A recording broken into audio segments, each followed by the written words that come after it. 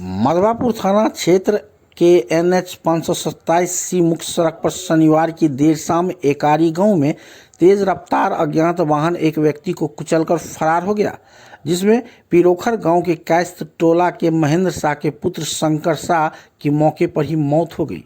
घटना के बाद आक्रोशित ग्रामीणों ने सड़क जाम कर दिया। स्थानीय लोगों का आरोप है कि सूचना देने के 1.5 घंटे बीतने के बाद भी पुलिस मौके पर नहीं पहुंची, जिससे लोगों में भारी नाराजगी फैल गई। ग्रामीणों ने प्रशासन पर सवाल उठाते हुए NH 527C को पूरी तरह जाम कर प्रदर्शन शुरू कर दिया। उधर घटना के बाद से मृतक के घर में कोहराम मच गया। जहां परिजनों का रो रो कर बुरा हाल है, वहीं इलाके में मातम पसर गया है। उधर पुलिस ने युवक के शव को कब्जे में लेकर पोस्टमार्टम के लिए मधुबनी भेज दिया है।